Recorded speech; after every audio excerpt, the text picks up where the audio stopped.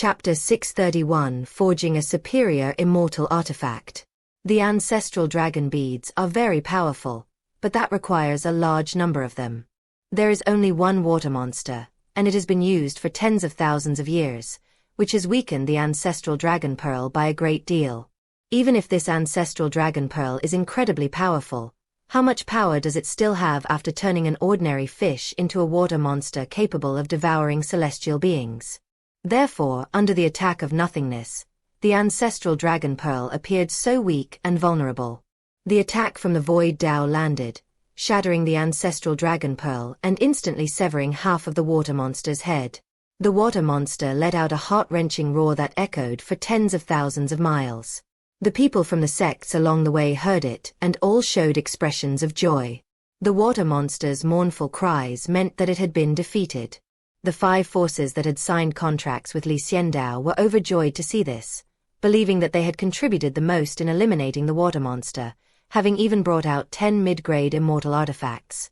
They thought that after the water monster died, they should naturally take more of the benefits. Several companies are already gearing up, ready to take back the territory they lost and occupy even more land once the water monster is dead. The water monster had half its head knocked off, its body went limp, and blood gushed out like a bursting dam, splattering all over the ground. It was a truly terrifying sight. Within this blood, nothingness saw the immense immortal veins hidden within the water monster's body. This is the immortal vein it devoured along its journey. It consumed a great deal, but absorbed very little of it itself, storing the rest here. The water monster was originally an ordinary fish, but because it obtained the ancestral dragon pearl, it underwent a sudden transformation, gained sentience, and continuously cultivated, struggled, and grew stronger, eventually becoming the overlord of the water. However, without the blessing of the ancestral dragon pearl, its absorption speed is terribly slow. It absorbs the energy of the immortal veins very slowly, so although it likes to devour immortal veins, its own absorption is very slow. Therefore, these immortal veins have now caught the eye of Xiandao. On the mountain peak behind the main hall of the Heaven and Earth Bank, Xiandao was discussing the Dao with someone, but his eyes were looking into the void. He transmitted his voice and said, "Bring back the corpse of this water monster. I want all the immortal veins."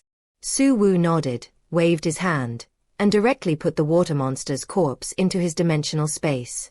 This was a space he had comprehended, which was very convenient for storing treasures. No one else could take it out except himself.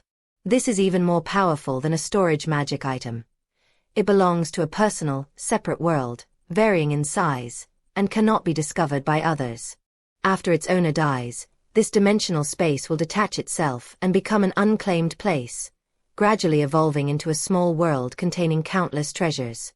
In the immortal realm, there are people who specifically seek out such dimensional spaces. Once opened, they obtain treasures, many of which were left behind by people tens or hundreds of thousands of years ago. Discovering the dimensional space of a powerful figure is a sure way to make a fortune. Of course, the void was cleaner than his face. Following Xiandao's instructions, Su Wu collected the water monster's corpse and then intended to return to the Heaven and Earth Bank. Bring back all 50 immortal artifacts from the 5 factions, Xiandao continued, as this was his reward and he couldn't refuse.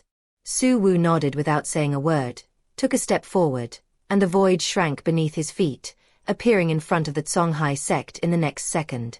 The leader of the Songhai sect immediately presented the 10 immortal artifacts with both hands, his attitude very respectful. He tried to get closer to Void, but Void didn't want to say a word and turned away. The next second, he appeared in front of the Jinsong sect. The female leader of the Jinsong sect had also prepared 10 mid-grade immortal artifacts in advance and handed them over to Su Wu. Su Wu collected the immortal artifacts from one store to another, eventually acquiring 50 artifacts, before quickly returning to the Heaven and Earth Bank. And so the matter ended. The water monster that had been a headache for all the major powers was utterly vulnerable in the face of nothingness, not even in the same league. At the Heaven and Earth Bank, Xiandao witnessed the entire process of Su Wu's actions and felt pressured. He's using all his skills against Void now, so he should be able to put up a fight. But in the end, they still lost. Li Xiandao's cultivation was at the peak of the heavenly immortal realm. With 2 immortal artifacts, the Great Desolate Starfall and the Purple Crystal Sword, as well as his swordsmanship and 19 great worlds, all of these combined could allow him to contend with the void. However, Li Xiandao was not going to last long. He felt that he would be worn down and killed by the void. I am still too weak. Li Xiandao clearly recognized his weakness. Although he had reached the peak of the celestial immortal realm so quickly, he was still very weak in the immortal realm. However, Li Xiandao was quite satisfied with his current level of cultivation. He had only been in the immortal realm for a few months, so what more could he ask for? After finishing his discussion with those around him, Li Xiandao stood up, left the inheritance hall, returned to the plaza, and saw the returning void. Master! Su Wu remained calm and quiet, handing Li Xiandao 50 mid-grade immortal artifacts and the water monster's corpse. He then stepped back and stood silently behind Li Xiandao. Holding 50 mid-grade immortal artifacts, Li Xiandao looked towards the forging mountain range in the distance. Can we forge these into 10 high-grade immortal artifacts? Li Xiandao asked. Rumble. The once quiet forging mountain range suddenly ignited like a volcano, with countless flames burning fiercely within it. Thump. The spirit of the forging mountain appeared. It was a burly man who kept a sheep. It was very strong and roared, spewing flames. Master, please rest assured. I've been bored out of my mind for a long time because I have nothing to forge. These 10 high-grade immortal artifacts will definitely be top quality, the spirit of the forging mountain range assured. Li Xiandao nodded in satisfaction and asked, how long will it take? 3 days is enough to forge it. My strength is beyond what ordinary master craftsmen can match, Forging Mountain said confidently. Li Xiandao said with satisfaction, let's begin forging. Rumble. The Forging Mountain directly absorbed 50 mid-grade immortal artifacts and began the fusion process. The scene was spectacular, with flames erupting continuously, just like a volcanic eruption. You could also hear sheep bleating, and vaguely see a sheep and a huge burly man hammering away. Li Xiandao watched silently, then asked, Su Wu, have you remembered anything? Void shook his head and said, no, not even a little bit. Li Xiandao raised an eyebrow. A few times images did flash through my mind, but they all stopped abruptly, leaving me confused, Void said. What's on the screen? Li Xiandao turned around and looked at the Void, asking. A woman, a very frail woman, Su Wu said with an inscrutable expression. I really don't know who she is or what her name is. I just have this image of her, Void added. It seems we did gain something after all, Li Xiandao said. Go down now. Work hard and try to remember as much as possible. I will also help you find information about the human king, Li Xiandao said, waving his hand. Emptiness turned and left. Chapter 632. The guest introduced by Monk Tianxin. After watching the void depart, Li Xiandao lowered his head and looked at the water monster's corpse. The carcass was comparable to that of a whale, with half of its head smashed open. That was the cause of death. However, upon closer inspection, Li Xiandao discovered that a huge space was hidden inside its body. This space contains many immortal veins, which is exactly what Li Xiandao needs.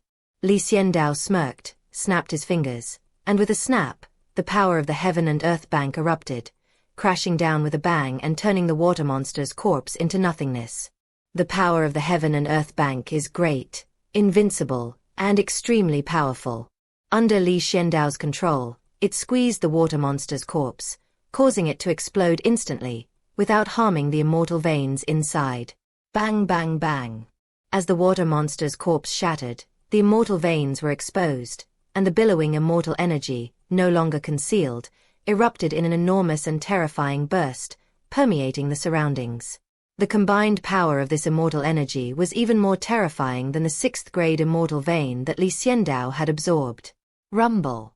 After the immortal energy burst forth, it first exploded, and then crashed around like a giant wave, mixing with the immortal energy of the Heaven and Earth Bank. This directly increases the concentration of immortal energy in the Heaven and Earth Bank. Before Li Xiandao, countless immortal veins appeared, filling the square. Each immortal vein was as large as a true dragon. If this were not the heaven and earth bank, they would have scattered instantly. Xiao Qi was alarmed and rushed over. Seeing this scene, she asked in surprise, "Where did you get so many immortal veins?" Li Xiandao gave a brief explanation, then said, "Let's count how many there are here." Xiao Qi nodded and said, "I'll count them. There are many immortal veins, and you can't just count the total number. Some immortal veins are only grade 3, some are grade 4, and some are grade 5. The quality of the immortal energy they contain is different." Li Xiandao and Xiao Qi quickly finished counting. There are a total of 1,500 immortal veins here, of which 800 are of the 3rd grade, 500 are of the 4th grade, 200 are of the 5th grade, and there are no 6th grade ones, Xiao Qi said. Li Xiandao said with satisfaction, "That's enough. It's not easy for a small water monster to devour so many immortal veins. A 6th grade immortal vein is extremely precious. There is a 6th grade immortal vein at the foot of Lushan Mountain where Li Xiandao is currently located. It was fought over by 4 major forces and eventually split into 4. No one can monopolize it, and 4 mausoleums were built in its place. Once a 6th grade immortal vein is obtained, the water monster will have to pay a heavy price to monopolize it. The 6th grade immortal vein is just as attractive to those at the Shenxian realm." Xiao Qi asked Li Xiandao, "What are your plans for these immortal veins?" Li Xiandao shook his head and said, "I have no intention of letting the immortal energy dragon vein of the Heaven and Earth Bank devour it." Back in the 9 heavens and 10 earths, Li Xiandao and Xiao Qi nurtured a spiritual dragon vein together, which gradually grew and developed its own intelligence.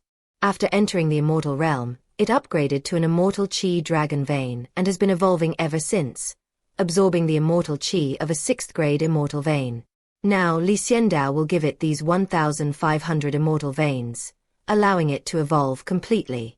Having absorbed so many immortal veins, it must now possess at least a 6th grade immortal vein, Xiao Qi said with a slight smile. Roar.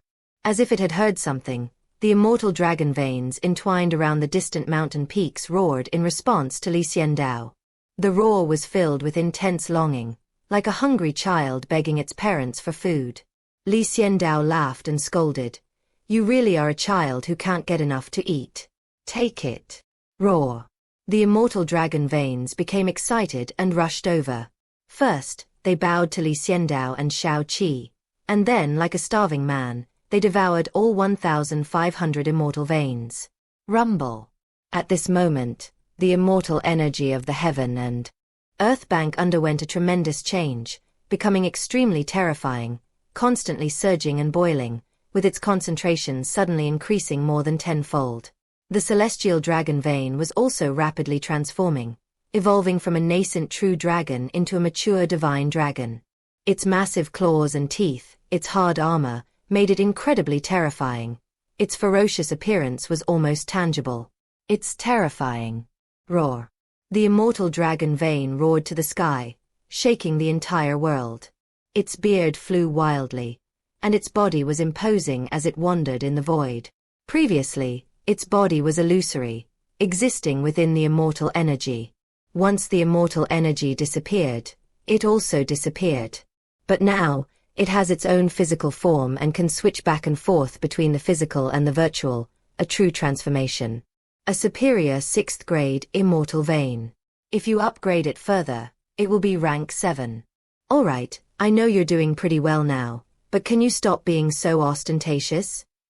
Li Xiandao said with a look of disgust, his shout grating. The celestial dragon vein, embarrassed, fled. Xiao Qi looked at Li Xiandao with a gentle smile and asked, "How is it? You raised it yourself, and now that you see how powerful it is, do you feel a sense of accomplishment?"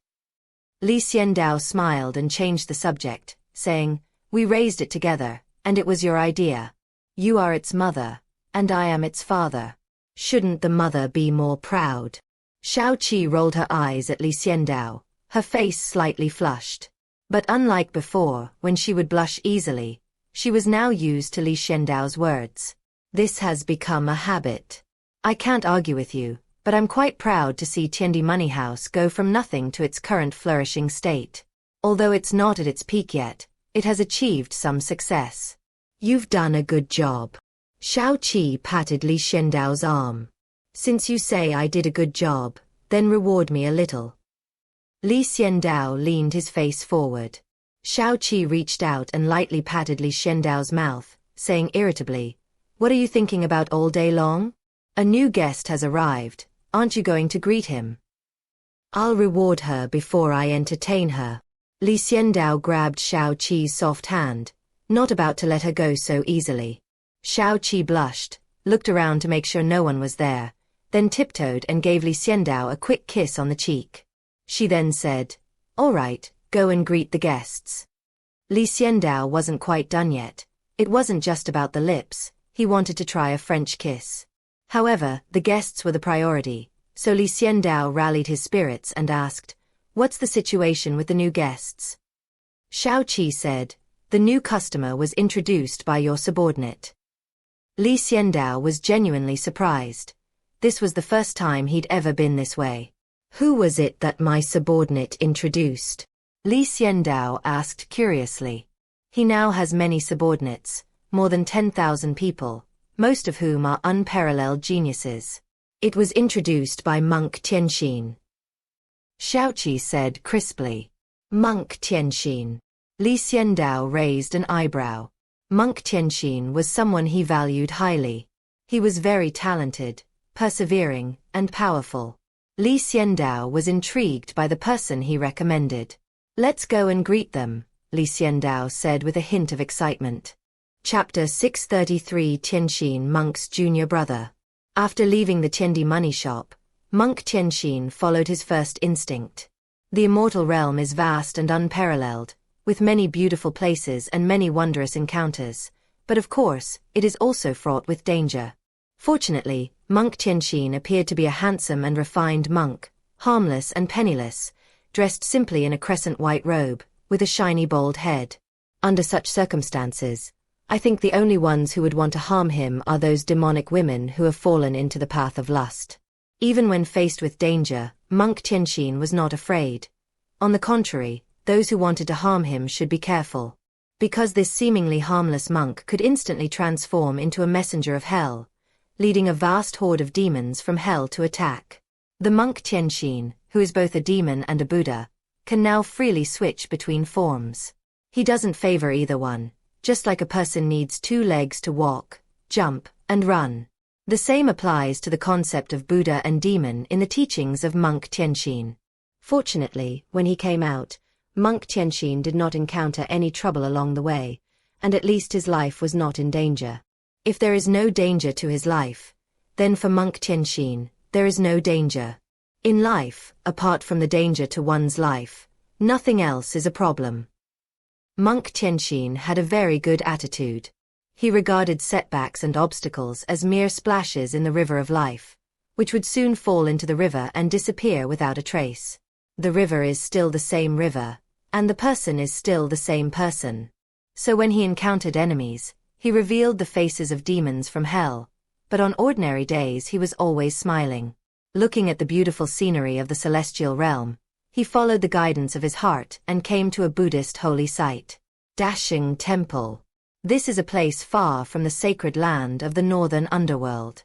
During this period, Monk Tianxin was suppressed by Tian Guangming because he was always on the road and cultivating diligently, without deliberately improving himself.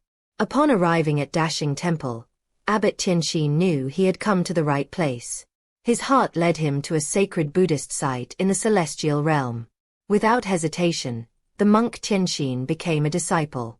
Relying on his wisdom, he was valued and accepted into the sect. He suddenly became a novice monk at the great sage Zen temple. The monk Tianxin's master was a monk from the Dashing Zen Temple's Bodhidharma Institute who studied scriptures. He wasn't a monk who focused on spiritual practice, so he didn't have many resources. He spent his days organizing countless scriptures. Others could look at them without restraint, as long as they didn't damage them. What might be just a pile of tattered books to others is a priceless treasure to monk Tianxin. He was overjoyed. His apprenticeship with this master had not been in vain. From that moment on, he began to organize and read various scriptures in the library of the Bodhidharma Academy. Rapid progress. The progress of monk Tianxin can be described using this word. This is not about cultivation level, but about foundation, accumulation, and Buddhist teachings. Monk Tianxin wanders among Buddhist scriptures, absorbing and enriching himself, finding great joy in the process. Meanwhile, the master had a senior disciple, and the monks who were with him were his companions. After several months at the great sage Zen temple, he hadn't consumed many resources, yet he broke through to the celestial immortal realm yesterday, becoming a somewhat well-known figure. Among those who joined at the same time, he made the most progress. No one progressed faster than him. After monk Tianxin broke through his barrier, he was discovered to be a genius. Immediately, someone came to recruit him, hoping that monk Tianxin would become their disciple and that they would take good care of him. Monk Tianxin resolutely refused, saying, "I am here to learn Buddhism and to cultivate myself, not to participate in factional struggles." Monk Tianxin continued to study in the Bodhidharma Academy, refusing to go anywhere else, and remained unmoved no matter how much benefit the other party offered. If the monk Tianxin didn't thoroughly study these Buddhist scriptures, he would be a fool to leave. His next step in understanding the unity of Buddha and demon requires such a vast amount of knowledge to continue his comprehension. Now that the opportunity was right in front of him, monk Tianxin calmed his mind, focused on his studies, and remained unmoved. And so, monk Tianxin and his new master. The new senior disciple is living a quiet life at Dashing Temple. The new senior monk was a young monk just like him. The difference is that monk Tianxin lived a second life by using the heaven and earth money shop. In fact, he is over 10,000 years old. But this senior brother was truly young, a blossoming 16 or 17-year-old in the prime of his youth. He was handsome, just like the monk Tianxin, with bright eyes and white teeth, skin as fair as a young girl's, and a touch of cinnabar between his eyebrows, which permeated the red and gave off a slightly sinister vibe. When monk Tianxin looked at his senior brother, he always felt that he couldn't see through him. You have to know that monk Tianxin was already at the celestial immortal realm, while his senior brother's cultivation level was only at the emperor realm, not even reaching the heavenly mandate realm. However, when the two stood together, monk Tianxin just couldn't see through his senior brother. He could easily see through his new master, who was just a simple old celestial monk whose actual combat strength was now inferior to that of the monk Tianxin. The monk Tianxin found it amusing that his master, who was at the celestial immortal level, could see through his senior brother, who was at the emperor level. He didn't want to pry into other people's secrets. Everyone has secrets, just as he did. If everyone reads the scriptures together without disturbing each other, then the fellow disciples can continue to get along. Monk Tianxin felt that if he had another month or two, he would have finished reading all the scriptures here. His Buddhist cultivation will definitely increase greatly by then. I thought these ordinary days could continue indefinitely until I finished reading all the scriptures. But monk Tianxin suddenly noticed a change in his new senior brother. A golden Buddha resides within his body. To be precise, this fellow disciple has a golden Buddha statue inside him, and this golden Buddha statue is different from other widely circulated Buddha statues. This is an unfamiliar golden statue of Buddha. Junior brother, is senior brother going to die? The innocent junior brother asked with a pained expression. Monk Tianxin smiled slightly and shook his head, saying, "You won't die. Why do you say that? We read in Buddhist scriptures that if there is a foreign object in the body, you must be careful. It could be a demon possessing you, a ghost possessing you, or even an ancient powerful being possessing you." The simple-minded junior brother expressed his concerns. "Am I about to be possessed?" the junior brother asked fearfully. Monk Tianxin now knew why he couldn't see through his junior brother. It turned out there was something inside his body. Or rather, his physical condition is quite extraordinary. "Did you tell your master?" Monk Tianxin asked. "I didn't tell him, that's how I found out. You sleep in the same room with me every day, so I told you then," the junior brother said honestly. Monk Tianxin thought for a moment and said, "If you trust your junior brother, I'll introduce you to a place where you'll definitely be able to figure out your problems. Here's the key. Think about it yourself. I'm going to look at the scriptures now. The monk Tianxin gave his junior brother a pocket watch, which he had brought with him when he left. With the opening of the seventh mountain by the Heaven and Earth Bank, pocket watches are no longer rare items. Everyone in the Heaven and Earth Bank can carry some with them. Chapter 634 The Golden Body of Buddha. Inside the Heaven and Earth Money Exchange, Xiandao awaited the guest recommended by the monk Tianxin. They've arrived, Xiao Qi announced from inside the trading hall. Xiandao looked up and saw a handsome young monk walk in. It exudes a strong youthful vigor, the kind of youthful energy that only teenagers possess. Xiandao is not. Xiao Qi doesn't have it. Did the monk Tianxin live a second life? No. Because everyone has experienced more and become more mature, it's impossible for them to go back to their 16 or 17-year-old selves. So Xiandao was very surprised. What value did a 16 or 17-year-old monk have, who was recommended by monk Tianxin? Xiandao, who considers himself a businessman, first thought was whether there was any profit to be made. The 7 children, however, watched the little monk with great interest and nudged Xiandao. What's wrong? Xiandao looked at Xiao Qi strangely, asking with his eyes. Xiao Qi looked at the little monk, or more precisely, at the little monk's abdomen, signaling Xiandao to also pay attention. Xiandao then realized that he had been negligent just now.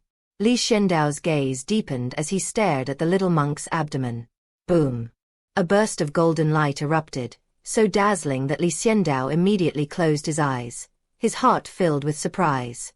Buddha's light. Xiandao was certain that this was Buddha's light. Moreover, the concentration was so strong that it made him close his eyes. Keep in mind that this was the Heaven and Earth Bank, not the outside world. This made Xiandao take it seriously. The monk Tianxin had indeed recommended the wrong person. This young monk is no ordinary person. Xiandao completely ignored the little monk's emperor-level cultivation, considering it insignificant and merely a facade. What's truly important is the golden light emanating from the little monk's abdomen. Xiandao hadn't been able to see clearly what was behind the golden light just now. When Xiandao opened his eyes again, he used the power of the heavenly treasury. This time, no matter how strong or surging the golden light was, Xiandao could still see it clearly. A golden Buddha statue. This Buddha statue is draped in a kasaya, with its back to Xiandao, and sits on a powerful 12-petaled golden lotus, which floats on the little monk's abdomen. After observing carefully, Xiandao immediately dimmed the light in his eyes, and everything before him returned to normal. He looked at the young monk and asked with a smile, "Welcome to the Heaven and Earth Bank. Here you can trade anything in the world, provided you can afford the price." The little monk's heart, which had been pounding with anxiety, immediately relaxed. Xiandao's serious expression had truly frightened him. "I was introduced by my junior brother," the young monk said. Junior brother? Xiandao was taken aback, then realized that his junior brother was monk Tianxin. "Yes, I know, so please sit down. What's your name?" Xiandao nodded. The young monk sat down and said, "My Buddhist name is Jingxian." "Hello, Master Jingxian, what would you like to trade?" Xiandao asked. "I want to know, what exactly is this Buddha statue inside my body?" Master Jingxian asked, a hint of seriousness on his handsome face. "You don't know where it came from, since it's inside your body?" Xiandao asked curiously. "I really don't know," Master Jingxian said, looking troubled. "Has this been discovered before?" Xiandao asked. "I discovered it once when I was a child. It was when we encountered a monster. The whole village was slaughtered, and I was about to die in the monster's mouth when this thing lit up. That's why the great sage temple took it in. But I didn't dare tell them about it, afraid that they would tear my body apart," Jingxian said worriedly. He was very afraid of dying. If it weren't for the fact that he was sleeping in the same room as monk Tianxin and was seen by him, he would have continued to hide it. It appeared once when he was a child, and then disappeared for 10 years. Just when he had forgotten about it, the golden statue reappeared, and the monk, Qianxin, found out about it. Having no other choice, Master Jingxian decided to trust monk Qianxin and came here hoping for a solution. Xiandao nodded. After understanding what had happened, he made a plan. I need to check your health, is that all right? Xiandao stood up, looked at Master Jingxian, and said calmly, I don't mind, it's just a physical body. Master Jingxian said insincerely. He not only didn't think his physical body was insignificant, but on the contrary, he cherished his current self and this excellent physical body. He was a fake monk. He had been practicing for many years, but his skills were only half-baked. He didn't study the scriptures carefully. However, his Buddhist cultivation progressed very quickly. He reached the peak of the 4th level of the Emperor realm when he was just over 10 years old. The next step was the Heavenly Fate realm, the next step after that was the True Immortal realm, and the step after that was the Celestial Immortal realm. He could definitely reach the realm of a celestial being before he turns 50. In the Immortal realm, this is already considered genius. However, Master Jingxian never cultivated properly. His cultivation level kept improving. If he had put in more effort, he might have become a celestial being by now. This is very strange.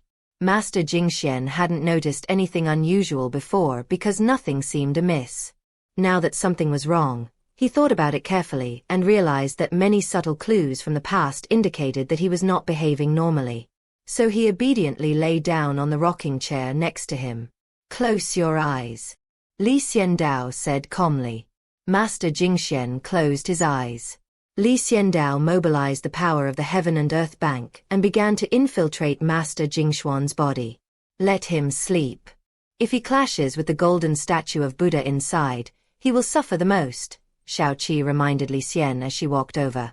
Xiandao snapped his fingers, and Jingxian immediately fell into a deep sleep. Only then did Xiandao begin to examine his body. The main feature is the abdomen, specifically the golden Buddha statue. Xiandao mobilized the power of the Heaven and Earth Bank, intending to take out this golden Buddha statue. The golden statue depicts a Buddha with his back to all living beings. His origins and name are unknown, but he is incredibly powerful. Rumble. When the power of the Heaven and Earth Bank came into contact with the golden Buddha statue, it immediately caused a rebound, and the power that erupted instantly stirred Jingxian's body. Jingxian groaned, his skin oozing blood, looking extremely gruesome. If he were conscious, Jingxian would definitely scream in agony, wishing he could kill himself. You still dare to resist? Xiandao sneered. How dare they resist him in the Heaven and Earth Bank? Click. Suddenly, a massive surge of power came rushing in. No matter how powerful or tenacious the Buddha's golden body was, it was of no use. In an instant, Xiandao pulled it out of Jingxian's abdomen. Like a small golden statue, this time Xiandao saw the front of this golden Buddha statue. A compassionate face, eyes closed, as if unable to bear witnessing human suffering. This thing contains such a powerful Tao. Xiaoqi exclaimed in shock. Xiandao smiled slightly and said, Let's put this in the Heaven and Earth Bank and study it carefully. That's all the profit we made from this deal. Chapter 635 The Monk's Remnant Soul. Xiandao took a liking to this golden statue of Buddha. In his eyes, the golden body of Buddha was the embodiment of the great Tao. He looked at Master Jingxian, wondering why this little monk possessed such a powerful great Tao within him. Could this Master Jingxian be the reincarnation of some great being? Xiandao guessed. Xiaoqi stood beside Xiandao and said, If he is the reincarnation of a great being, the great being will definitely appear now that you have taken this golden Buddha statue. Moreover, didn't you notice that his body is as clean as a newborn child? He is a monk who is untouched by worldly dust. Xiandao found this strange. If Master Jingxian was not a reincarnation of a great being, why would he have this golden Buddha statue? You can study the Buddha's golden body at your leisure once you obtain it. Master Jingxian is still unconscious, Xiaoqi reminded Xiandao. Xiandao flicked his sleeve, waking Master Jingxian from his revival.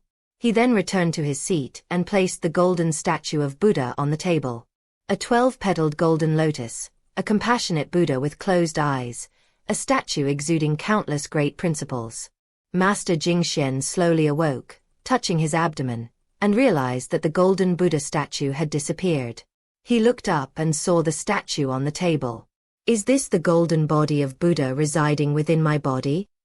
Master Jingxian asked. Xiandao nodded and said, "That's it." "Thank you," Master Jingxian said. "No need to thank me. I'll help you retrieve this Buddha statue, but the price is that this belongs to the Heaven and Earth Bank. You can leave now," Xiandao said calmly. Master Jingxian wasn't too surprised. Xiandao had said from the beginning that you have to give something in return for something you gain. He knew perfectly well that Xiandao was not a charitable person and would not help him for free. He could understand why Xiandao wanted the Buddha's golden statue. This humble monk only wants to live a peaceful life, and doesn't want to concern himself with too many worldly affairs. I want to be a little monk as bright as the daytime and as tranquil as the nighttime. Whether this golden Buddha statue is friendly or malicious to me, I don't want it anymore, Master Jingxian said, shaking his head. Xiandao smiled and said, "After you return, Master, please give a message to Monk Tianxin. Please speak, benefactor, and I will certainly deliver it to my junior brother," Master Jingxian said firmly. "Cultivate diligently and improve yourself," Xiandao said with a smile. Master Jingxian kept it in mind and did not take Xiandao's words lightly just because they seemed simple. Goodbye. Xiandao didn't ask anything more, and Master Jingxian didn't know anything either. Just as he himself said, he was a monk who lived a peaceful life and a simple person. So Xiandao waved his hand, and Master Jingxian slowly disappeared from the Heaven and Earth Bank. Only Xiandao and Shao Qi remained in the trading hall. The two people stared at the golden statue of Buddha. The golden statue of Buddha rested peacefully on the table, radiating the aura of the Tao. This aura belonged to the great Tao, which only immortals could perceive. It was extremely powerful and could be comprehended by people. Just how much profound understanding of the great Tao is contained within this? Xiandao asked in bewilderment. "I feel that this golden Buddha statue is not complete," Shao Qi suddenly said. "What do you mean?" Xiandao looked at Shao Qi in confusion. "This thing is not just a simple statue. It contains profound Tao principles, but upon closer inspection, it seems to emanate naturally, not deliberately. This indicates that the Taoist aura of this Buddha statue is already overflowing," Shao Qi explained. Xiandao nodded. "That makes a lot of sense." "Go on." Xiandao listened attentively. This Buddha statue appeared inside Master Jingxuan's body. He himself doesn't know where it came from, so neither will we. Why don't you try to destroy this statue with all your might? Shao Qi said to Xiandao. Xiandao reached out and grasped the Buddha statue with all his might. Click, click, click. The Buddha statue remained motionless, but Xiandao exerted all his strength, yet his peak celestial immortal power couldn't harm the Buddha's golden body in the slightest. Then, Xiandao, refusing to believe in evil, used the power of the Heaven and Earth Bank to gradually increase the intensity of his actions. Boom. Until Xiandao intensified his efforts to a terrifying degree. The Buddha's golden statue remained completely still, truly as if it were the hardest thing in the world. Now, Xiandao has also given up on the idea of further increasing the intensity of his efforts. While continuing to increase the intensity of the attack might destroy the Buddha's golden body, it wouldn't yield any information. That was purely due to the immense power of the Heavenly Bank destroying the Buddha's golden body, which was not the result Xiandao wanted. He already knew that the Buddha's golden body was very powerful, and that ordinary immortals could not harm it in the slightest, and that it contained a great deal of profound knowledge. Shao Qi watched the whole thing and said, "I'm now certain that there's more to this Buddha statue than meets the eye. You should keep it." Xiandao also said, "No matter whose golden Buddha statue this is, no matter how many golden Buddha statues there are, or what is hidden inside, no one can take this one from me." If there are other golden Buddha statues outside, they will definitely come looking for me. Xiao Qi agreed. No matter what, you can find out the truth when you become stronger. Right now, you can also absorb the great Tao within this Buddha's golden body. Li Xiandao's lips curled up, and he said, I am already at the peak of the heavenly immortal realm. If there are enough great Taos within this Buddha's golden body, it might be able to help me break through to the profound immortal realm directly.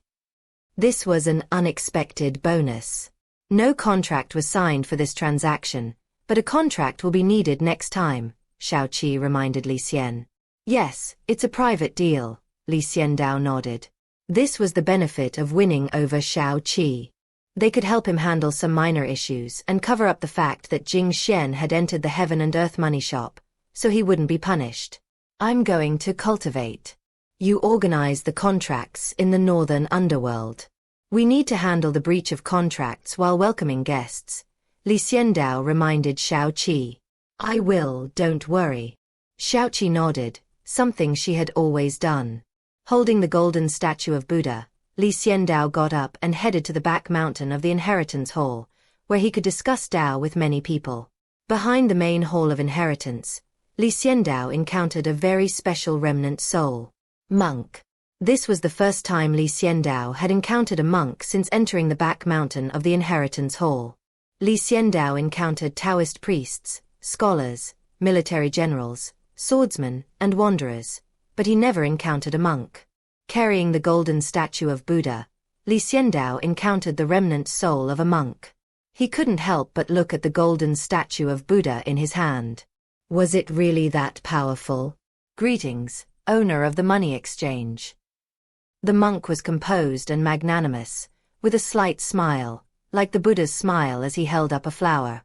I didn't look for you, but you showed up on your own. Is it for this? Li Xiandao asked, raising the golden statue of Buddha in his hand. Yes, the monk readily agreed. Chapter 636 Breakthrough to the Celestial Immortal Realm. What should I call you, monk?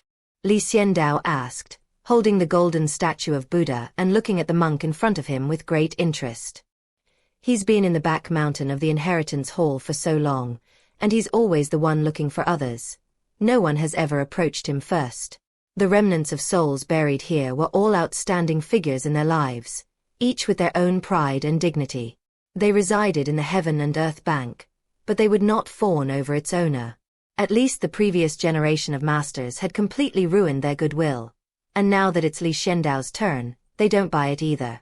Therefore, Li Xiandao was quite interested in the monk who took the initiative to seek him out.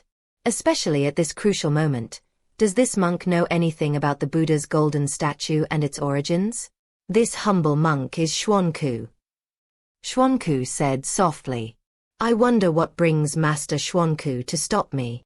Li Xiandao asked. I sensed the aura of the Buddha's golden body as soon as it appeared behind the Inheritance Hall, which is why I came here, Xuanku said. Is that so? Li Xiandao raised the golden statue of Buddha, level with his face and also with Xuanku's face. Li Xiandao looked at Xuanku, with a golden Buddha statue between them, obscuring half of Xuanku's face, making it appear very blurry. This thing represents the highest attainment in Buddhism, Xuanku said, pointing to something. I know about Buddhist attainments, but those must be attainable only by people with very high levels of cultivation, right? Li Xiandao asked. Yes, when I was still alive, I met an old monk who had attained a certain level of enlightenment. He told me some things and also revealed his own level of enlightenment. He was a Buddha who had entered nirvana. And what you are holding now is a Buddha who has attained enlightenment, Xuanku said. What's the difference? Li Xiandao asked in return. The difference is huge. The Buddha who attains enlightenment is at the fruition stage, which means that the monk who attains this fruition must be a great power who can influence an era, Xuanku said. Li Xiandao silently looked at the golden statue of Buddha, his eyes calm, and said, Then do you know what kind of Buddha this is? This humble monk does not know, but since the owner of the bank has obtained this, please be careful. After all, a person who possesses the Buddha's position must be very powerful. The Heaven and Earth Bank has only just begun to improve and cannot withstand any major storms. Please do not think that the Heaven and Earth Bank is truly invincible. After all, even at its peak, the Heaven and Earth Bank was still schemed against. Xianku said, his hands clasped together and his head bowed. The monk told me all this just to warn me to be careful? Xiandao raised an eyebrow. Of course he knew that the Heaven and Earth Bank had enemies in the immortal realm, and that's how his predecessor had been tricked. Yes, after all, I don't want to experience being sealed again. That would be too dark and hopeless.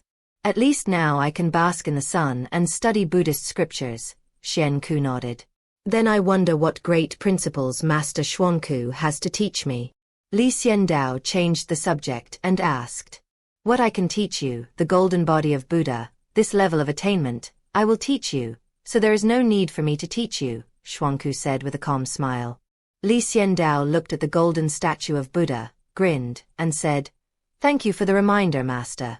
I will pay attention. As soon as he finished speaking, Xiandao continued forward, heading towards the place he had gone before. Xianku didn't say anything, just stood there quietly, brushing past Xiandao without uttering a word. Only after Xiandao disappeared did Master Xuanku raise his head, his eyes deep yet tinged with a hint of helplessness. Xiandao arrived at the place where they had discussed Dao last time, where 49 remnant souls were waiting for him. Xiandao arrived, and they all returned to their positions, waiting for Xiandao to absorb their power. Xiandao sat cross-legged, with the golden statue of Buddha placed in front of him, looking at it calmly. But his mind was still on Master Xuanku from earlier. This monk is dishonest. He must be hiding something. Perhaps he recognizes whose golden Buddha statue it is, but he just won't say. Xiandao guessed it, but he didn't say anything, neither forcing him to say it nor trying to curry favor. He was the owner of the money exchange. These remnant souls reside in the inheritance hall and cannot leave. No matter how much they scheme, it is to no avail, because in the Heaven and Earth Bank, Xiandao is the only god. He was unafraid of anyone having any complicated intentions within the Heaven and Earth Bank. If you don't speak now, I'll make you speak later, Xiandao thought confidently. In the Heaven and Earth Bank, he had nothing to worry about. So he just left. He didn't want to waste his brain power and energy fighting against the monk Xuanku.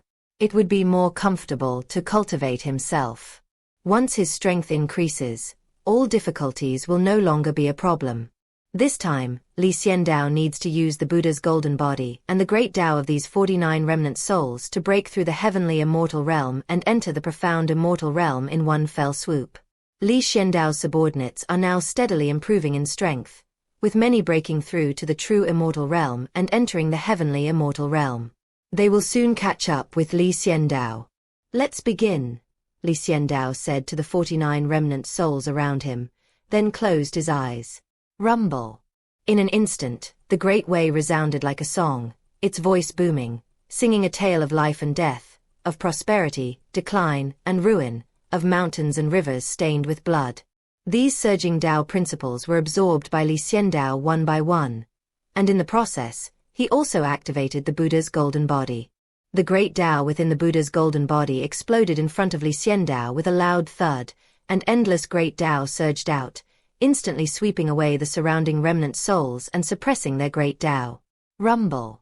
In a hazy state, Xiandao felt as if he had entered a paradise, a place shrouded in mist, impossibly high, sacred and solemn. When he looked up, he saw one Buddha and Bodhisattva after another appear. In Xiandao's eyes, these Buddhas and Bodhisattvas began to speak eloquently, expounding on the profound and subtle aspects of Buddhism, extending to the great Tao, which was the great Tao permeating the golden body of the Buddha. This should have been a vast path, too vast for any one person to fully grasp, but he encountered Xiandao. Behind Xiandao are 19 great worlds, which is the foundation. No matter how many great Taos you come to him, he can absorb them. In an instant, the great Tao flowed like a river, surging endlessly, entering Xiandao's body, and through his body, entering the 19 great worlds. Xiandao used his own body to construct a passage, allowing him to begin a great leap forward in his understanding of the 9 heavens and 10 earths. At least these great paths are real. They were absorbed by the 9 heavens and 10 earths, making the 9 heavens and 10 earths larger, stronger, and deepening their origin. Li Xiandao's cultivation level is gradually improving. His cultivation at the peak of the celestial immortal realm has loosened slightly. Later, the Buddha's golden body completely opened itself up, and the rolling great Tao was like the heroes who struggled in the mortal world, all wanting to stand out and become powerful. But in the end, they all entered Li Xiandao's 9 heavens and 10 earths, becoming a part of it and building a harmonious world. Chapter 636 Breakthrough to the Profound Immortal Realm. What should I call you, monk? Li Xiandao asked, holding the golden statue of Buddha and looking at the monk in front of him with great interest. He's been in the back mountain of the inheritance hall for so long, and he's always the one looking for others. No one has ever approached him first. The remnants of souls buried here were all outstanding figures in their lives, each with their own pride and dignity. They resided in the heaven and earth bank, but they would not fawn over its owner. At least the previous generation of masters had completely ruined their goodwill, and now that it's Li Xiandao's turn, they don't buy it either. Therefore, Li Xiandao was quite interested in the monk who took the initiative to seek him out. Especially at this crucial moment, does this monk know anything about the Buddha's golden statue and its origins? This humble monk is Xuanku. Xuanku said softly. I wonder what brings Master Xuanku to stop me? Li Xiandao asked. I sensed the aura of the Buddha's golden body as soon as it appeared behind the inheritance hall, which is why I came here, Xuanku said. Is that so? Li Xiandao raised the golden statue of Buddha, level with his face and also with Xuanku's face. Li Xiandao looked at Xuanku, with a golden Buddha statue between them, obscuring half of Xuanku's face, making it appear very blurry. This thing represents the highest attainment in Buddhism, Xuanku said, pointing to something. I know about Buddhist attainments, but those must be attainable only by people with very high levels of cultivation, right? Li Xiandao asked. Yes, when I was still alive, I met an old monk who had attained a certain level of enlightenment. He told me some things and also revealed his own level of enlightenment. He was a Buddha who had entered nirvana. And what you are holding now is a Buddha who has attained enlightenment, Xuanku said. What's the difference? Li Xiandao asked in return. The difference is huge. The Buddha who attains enlightenment is at the fruition stage, which means that the monk who attains this fruition must be a great power who can influence an era, Xuanku said. Li Xiandao silently looked at the golden statue of Buddha, his eyes calm, and said, Then do you know what kind of Buddha this is? This humble monk does not know, but since the owner of the bank has obtained this, please be careful. After all, a person who possesses the Buddha's position must be very powerful. The Heaven and Earth Bank has only just begun to improve and cannot withstand any major storms. Please do not think that the Heaven and Earth Bank is truly invincible. After all, even at its peak, the Heaven and Earth Bank was still schemed against. Xuanku said, his hands clasped together and his head bowed. The monk told me all this just to warn me to be careful? Li Xiandao raised an eyebrow. Of course he knew that the Heaven and Earth Bank had enemies in the immortal realm, and that's how his predecessor had been tricked. Yes, after all, I don't want to experience being sealed again. That would be too dark and hopeless. At least now I can bask in the sun and study Buddhist scriptures, Xuanku nodded. Then I wonder what great principles Master Xuanku has to teach me. Li Xiandao changed the subject and asked. What I can teach you, the golden body of Buddha, this level of attainment, I will teach you, so there is no need for me to teach you, Xuanku said with a calm smile. Li Xiandao looked at the golden statue of Buddha, grinned, and said, Thank you for the reminder, Master. I will pay attention. As soon as he finished speaking, Li Xiandao continued forward, heading towards the place he had gone before. Xuanku didn't say anything, just stood there quietly, brushing past Li Xiandao without uttering a word. Only after Li Xiandao disappeared did Master Xuanku raise his head, his eyes deep yet tinged with a hint of helplessness. Li Xiandao arrived at the place where they had discussed Dao last time, where 49 remnant souls were waiting for him. Li Xiandao arrived, and they all returned to their positions, waiting for Li Xiandao to absorb their power. Li Xiandao sat cross-legged, with the golden statue of Buddha placed in front of him, looking at it calmly. But his mind was still on Master Xuanku from earlier. This monk is dishonest. He must be hiding something. Perhaps he recognizes whose golden Buddha statue it is, but he just won't say. Li Xiandao guessed it, but he didn't say anything, neither forcing him to say it nor trying to curry favor. He was the owner of the money exchange. These remnant souls reside in the inheritance hall and cannot leave. No matter how much they scheme, it is to no avail, because in the Heaven and Earth Bank, Li Xiandao is the only god. He was unafraid of anyone having any complicated intentions within the Heaven and Earth Bank. If you don't speak now, I'll make you speak later, Li Xiandao thought confidently.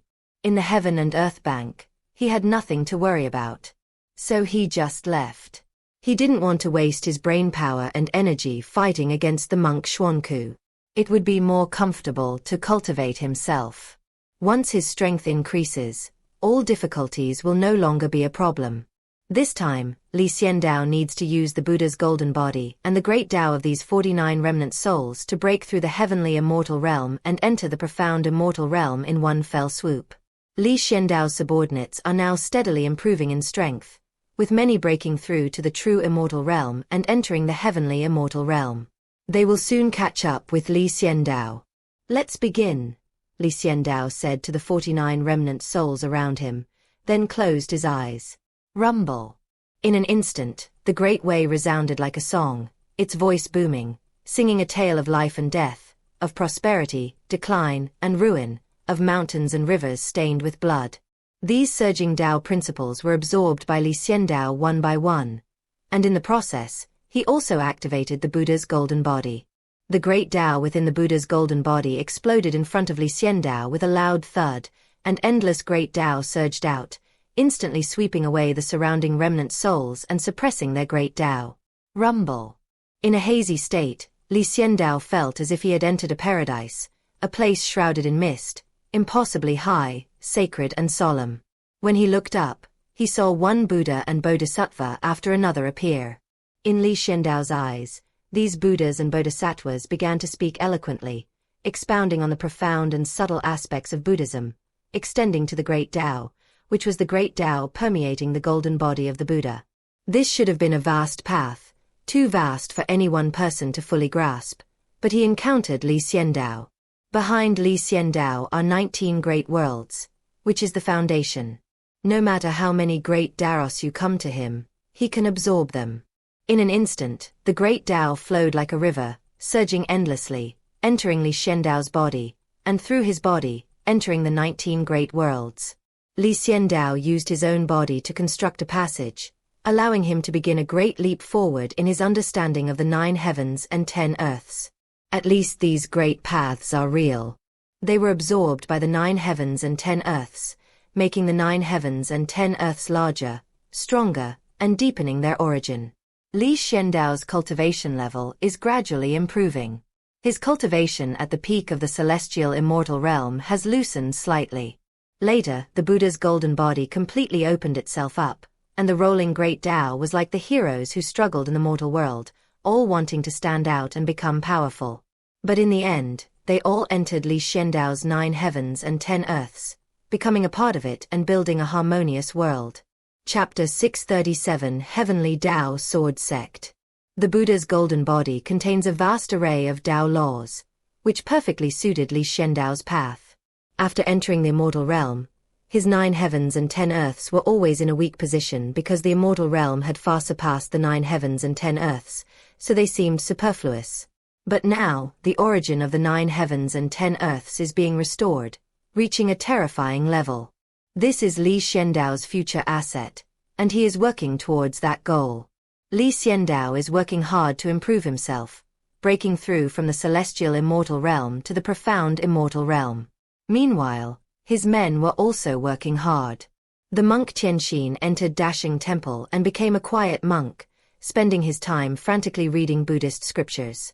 Wu Xian'er went to seek her own destiny, leaving behind the northern underworld.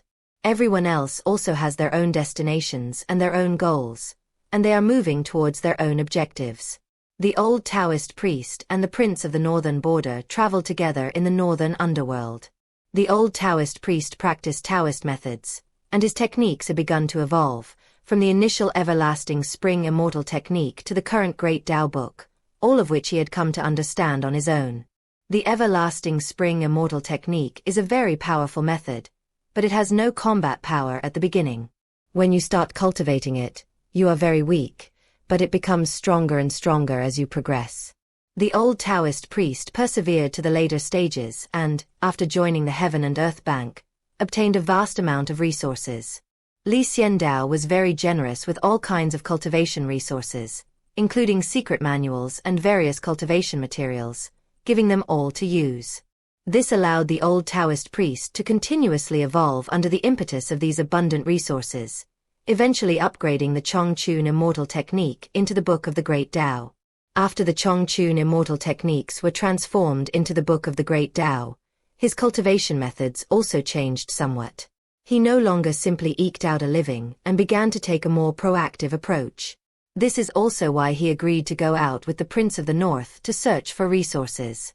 The Northern Prince has always cultivated the Great Tao treasure bottle. This technique has never weakened because it was originally a destructive technique created by an ancient powerful being, which the Northern Prince obtained.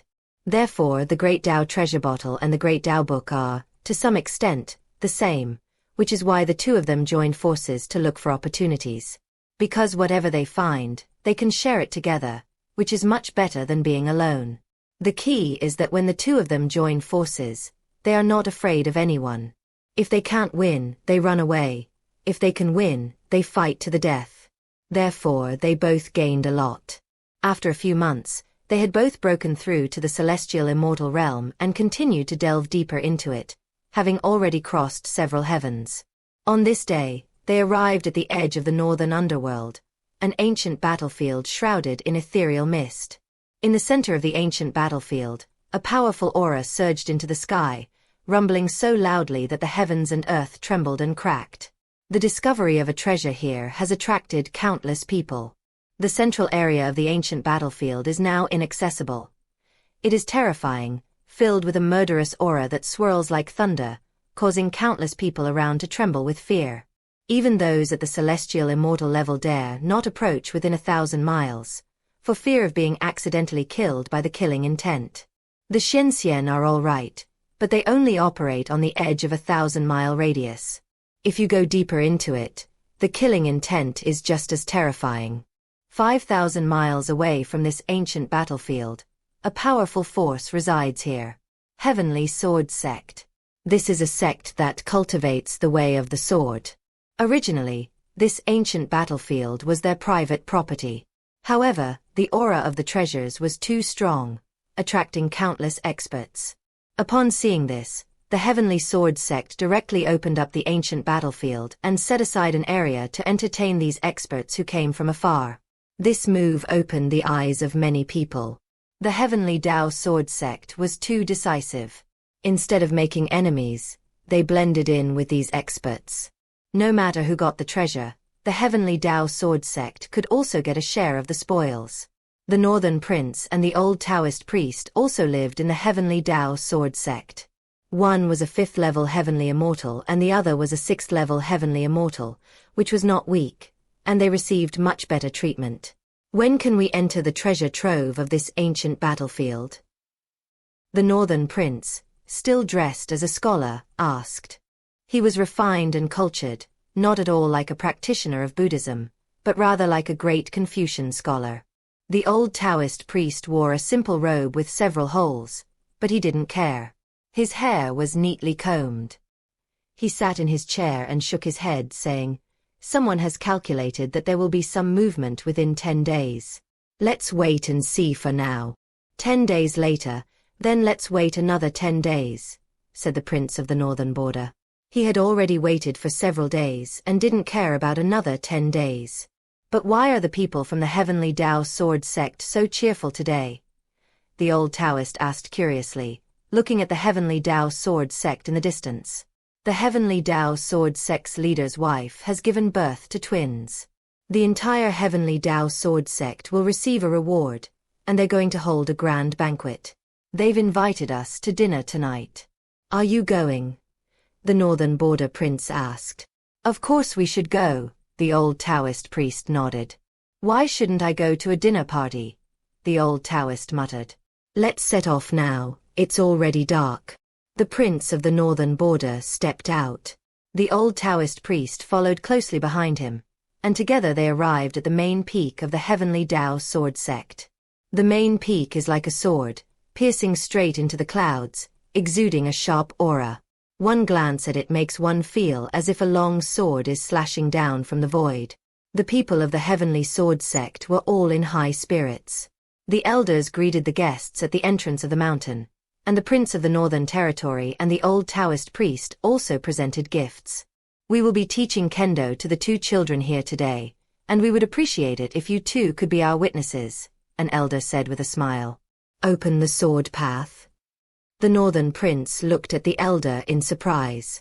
It's normal for guests not to know.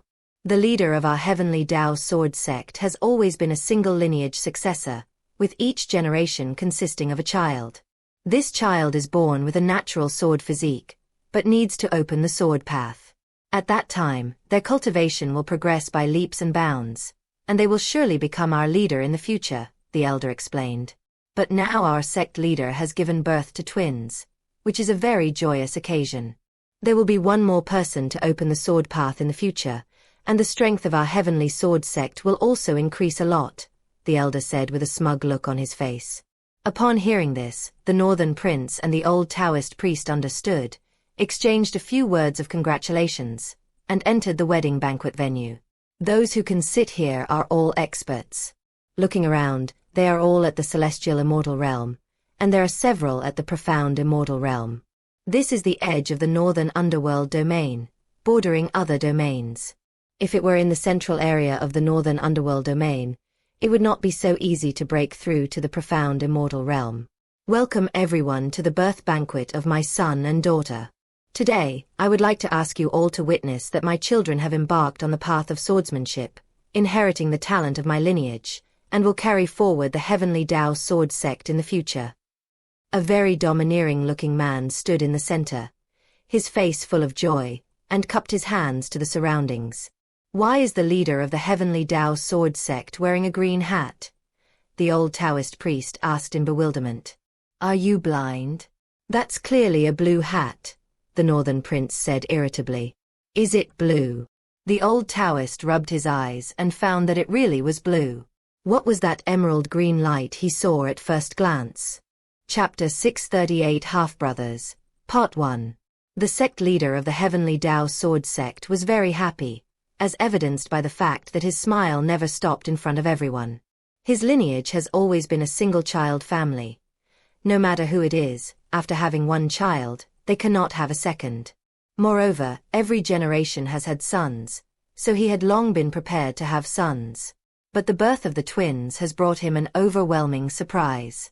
One son and one daughter.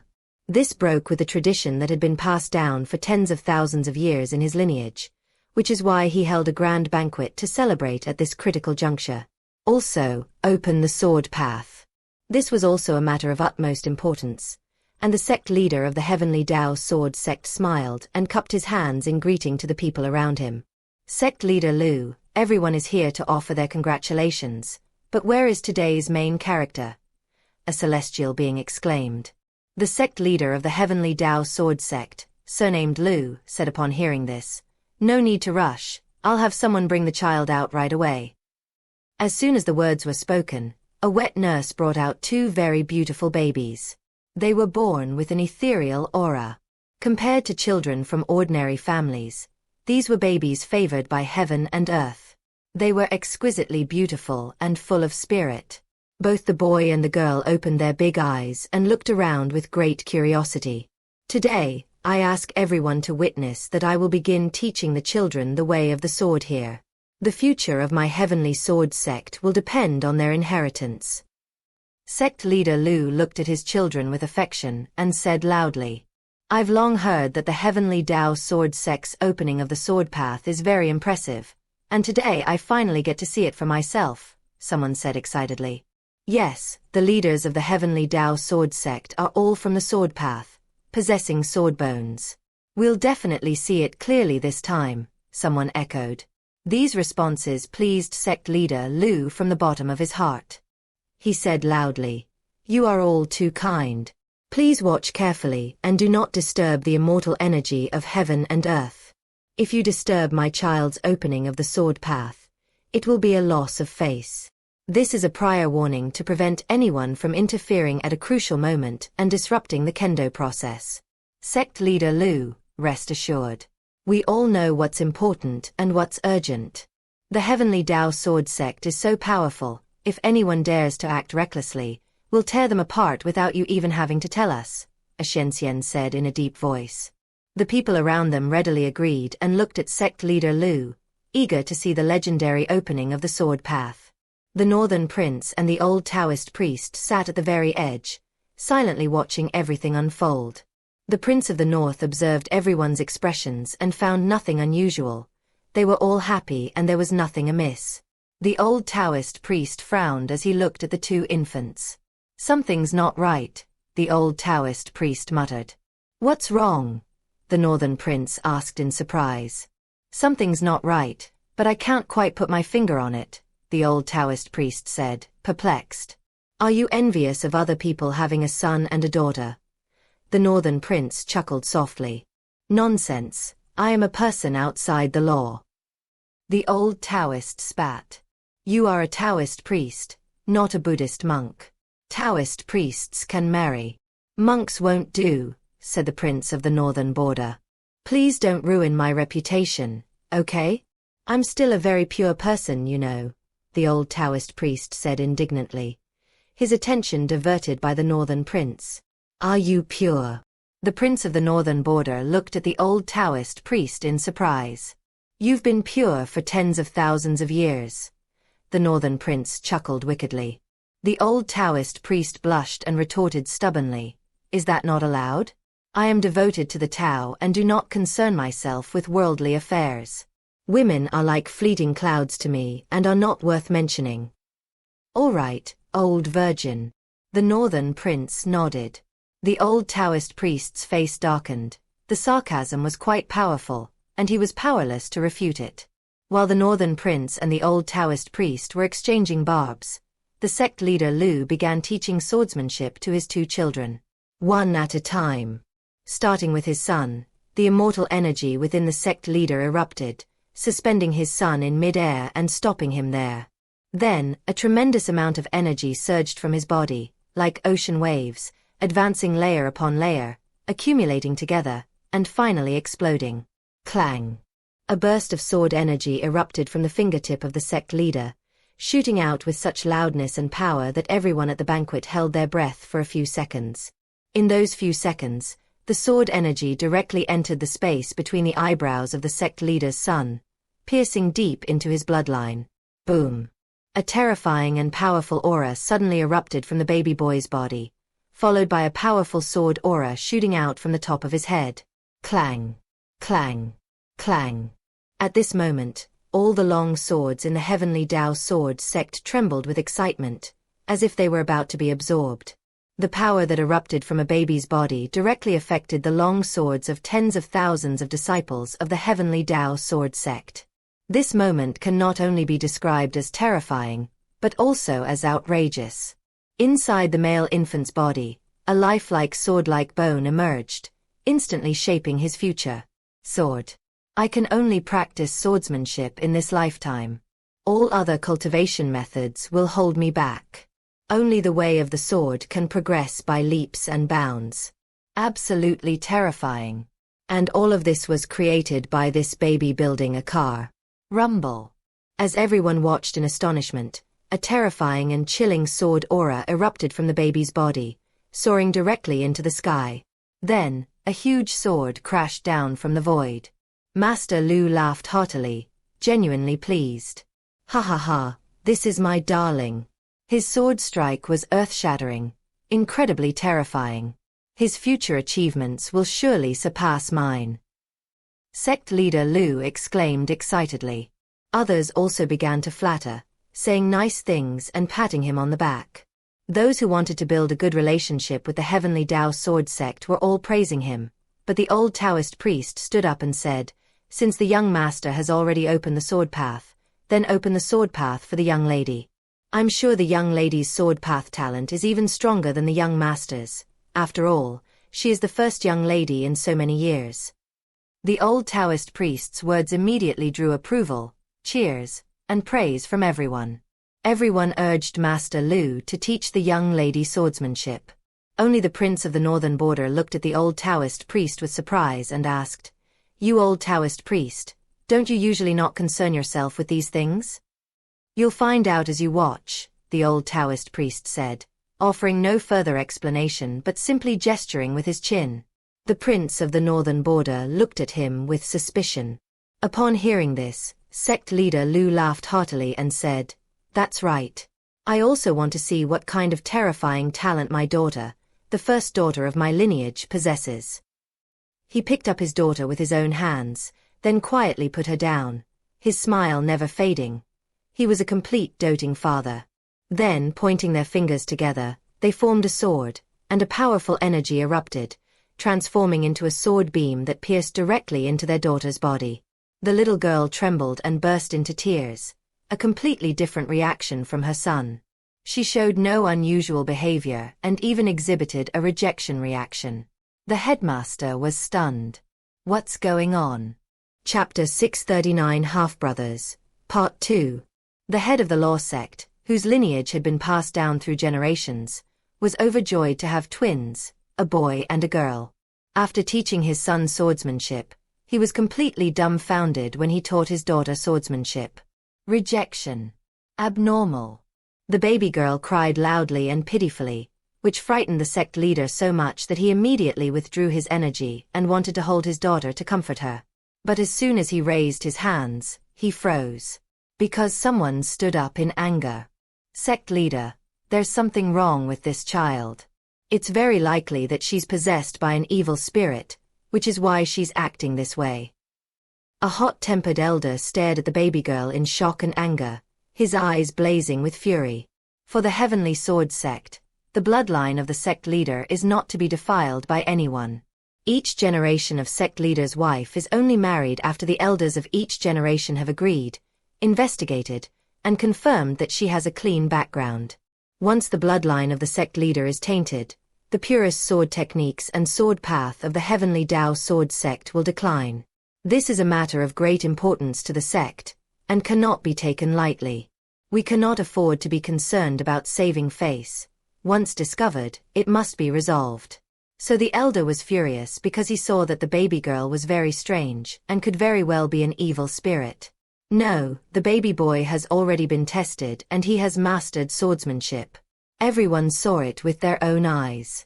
How could the twin sister be an evil spirit? Another elder stood up and retorted. Upon hearing this, sect leader Lu hurriedly said, "That's right. The male infant has already been tested and is indeed of my bloodline. This female infant must also be one. It's just that there have never been any female infants in our lineage since ancient times, which is why this situation has occurred. It's not some kind of evil spirit." The head of the law society chose to believe that the baby girl was his daughter. After all, they came from the same womb, they are twins. Since male infants are male, female infants must be female as well. The words of the sect leader left the hot-tempered elder speechless, and he frowned deeply. The key was that the baby boy had already mastered swordsmanship, so there was no reason why the baby girl shouldn't be. The others also began to nod in agreement with Master Lu's words. After all, the scene of the baby boy opening the sword path was still vivid in their minds. They had all seen it with their own eyes, so how could it be faked? No. At this moment, the old Taoist priest stood up and said loudly, "Brush." Everyone's eyes immediately fell on the old Taoist priest, filled with curiosity. In particular, when they saw that the old Taoist priest had reached the 5th level of the heavenly immortal realm, they did not reprimand him. "What do you want to say, Taoist priest?" Headmaster Lu asked the old Taoist priest in a deep voice. I wish to inform Headmaster Lu that this girl is not your child, the old Taoist priest said. Upon hearing this, everyone fell silent, looking at the old Taoist priest and then at the baby girl, exchanging bewildered glances. Do you have any evidence to support your claim? Master Lu's expression turned serious. The evidence has just been presented, the old Taoist priest said. That could have been an accident. After all, the baby boy was successful. As twins, how could he not be my daughter? Sect leader Lu said in a deep voice, his tone carrying a hint of anger.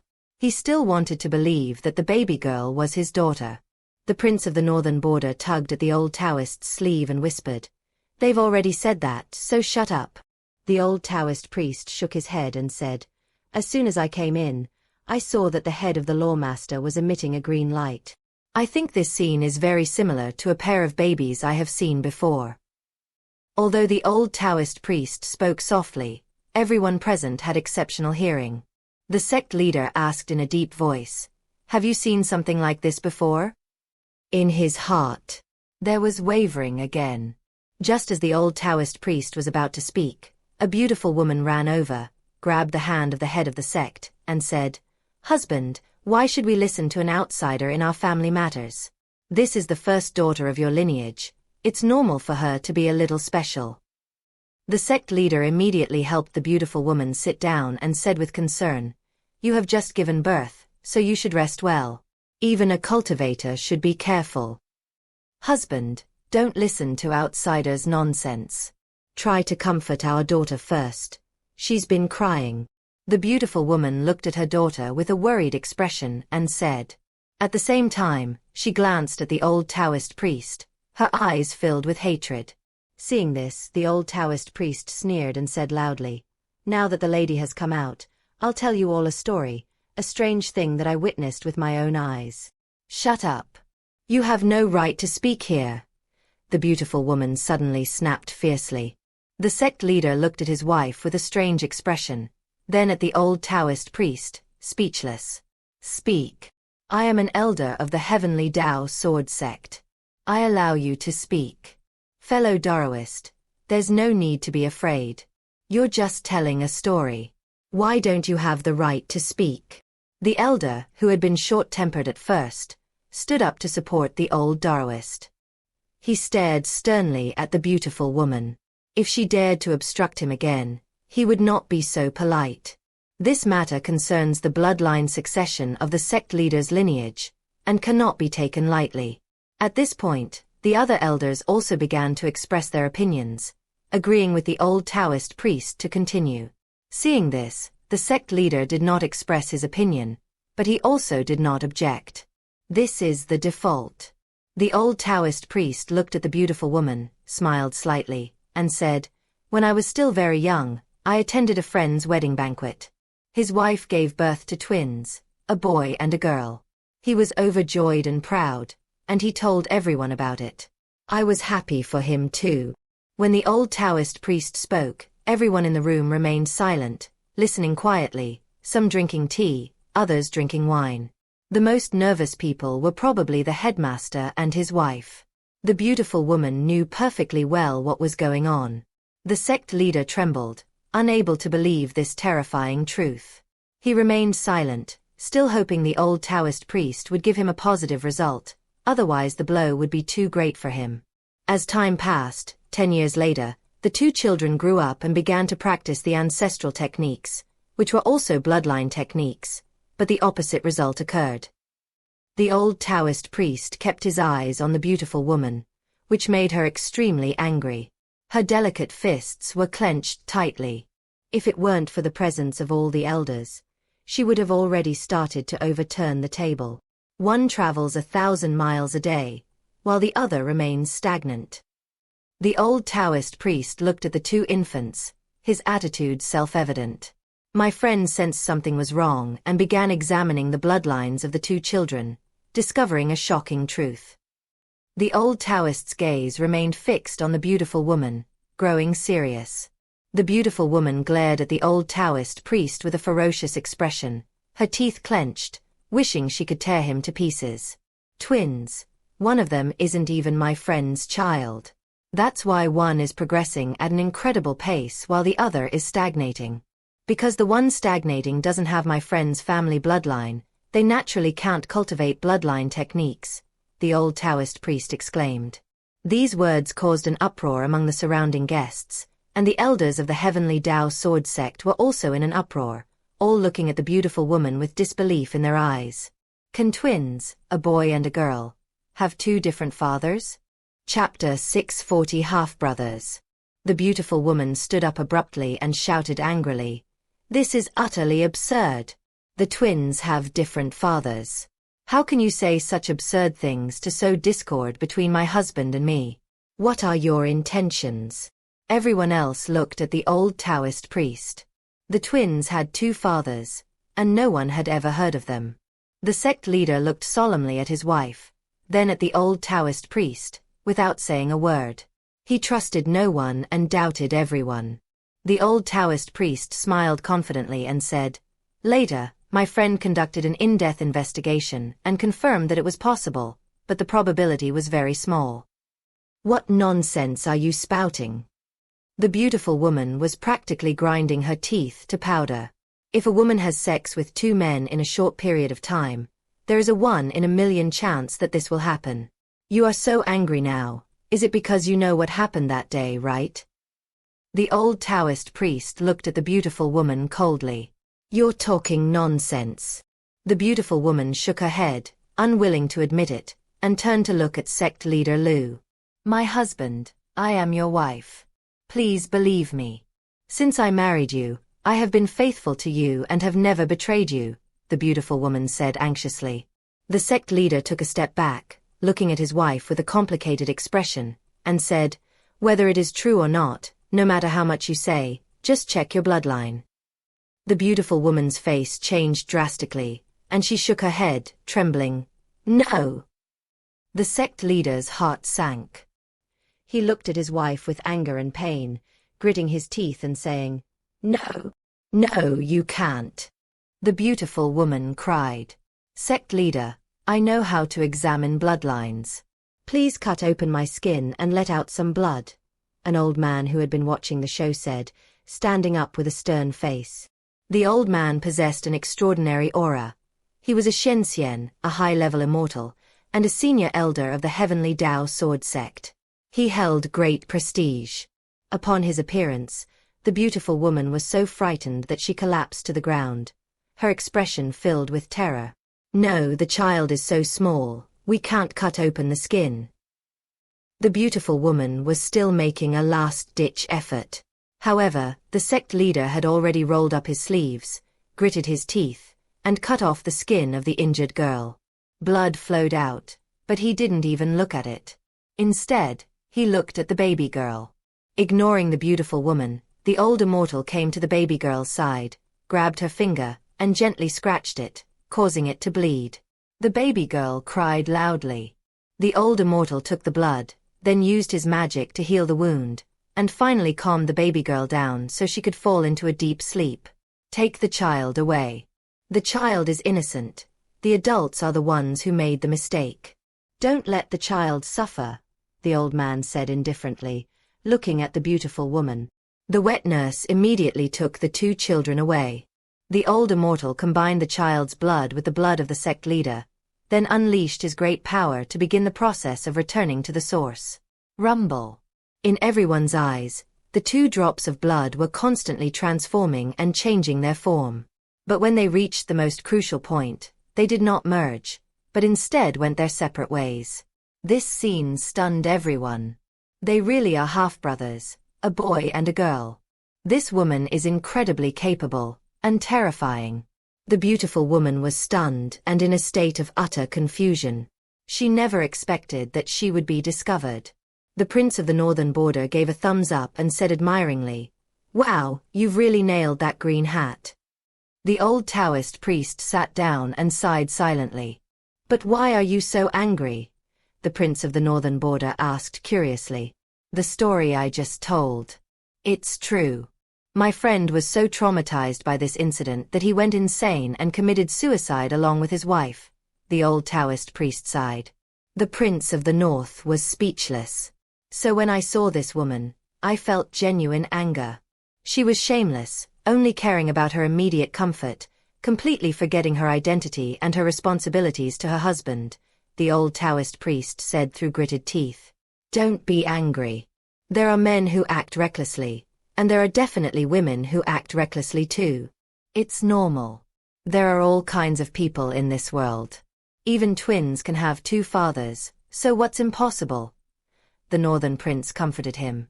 So a grandfather isn't necessarily a grandfather, but a maternal grandfather is definitely a maternal grandfather, the old Taoist priest remarked. No, grandpa might not be the only one, but grandma definitely is, the Prince of the Northern Border added quietly. The old Taoist priest blurted out, "Damn!" On the other side, when sect leader Lu saw the result of the bloodline crossing, he was struck dumb, as the thing he had feared had finally happened. Brush. The sect leader stared fiercely at the beautiful woman and said coldly, "Aren't you going to explain yourself to me?" The beautiful woman was frightened by her husband's expression, and tears streamed down her face. She was so pitiful and charming that I felt sorry for her. Don't cry. Before, seeing you cry would have broken my heart, but now it just makes me feel disgusted, the sect leader said coldly. My husband, please forgive me, I didn't mean it, the beautiful woman cried. It's not intentional that makes me even angrier. How did you manage to do that? Sect leader Lu roared. The thought of being cuckolded makes me want to kill your entire family, especially today in front of so many experts. The biggest scandal in the history of the Heavenly Tao Sword sect has been born here. I have failed my ancestors and the disciples of the Heavenly Tao Sword sect. With a sect leader like me and a sect leader's wife like you, they will feel ashamed when they go out. The reputation of the Heavenly Tao Sword sect over tens of thousands of years has been ruined in your hands today. Sect leader Lu roared, his aura at the Xianxian realm erupting with a thunderous roar, threatening to overturn the heavens and earth. Fortunately, sect leader Lu was still restraining himself, maintaining the last bit of affection he had for the beautiful woman. I was wrong.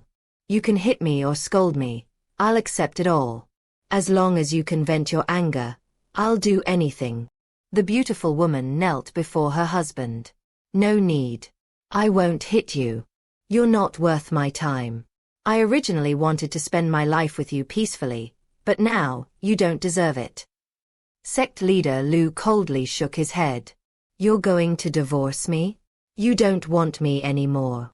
The beautiful woman looked at her husband in horror. You're really something, giving birth to two families' children at once. How could I possibly be worthy of you? Sect leader Lu said through gritted teeth. My husband. The beautiful woman cried out, tears streaming down her face. Don't call me husband, I'm not worthy of that title. Shouldn't you tell me who that girl's father is? We can't let someone's daughter suffer in my Heavenly Tao Sword sect, can we? Sect leader Lu sneered. My lord, I was wrong, please don't do this, I'm scared. The beautiful woman cried loudly.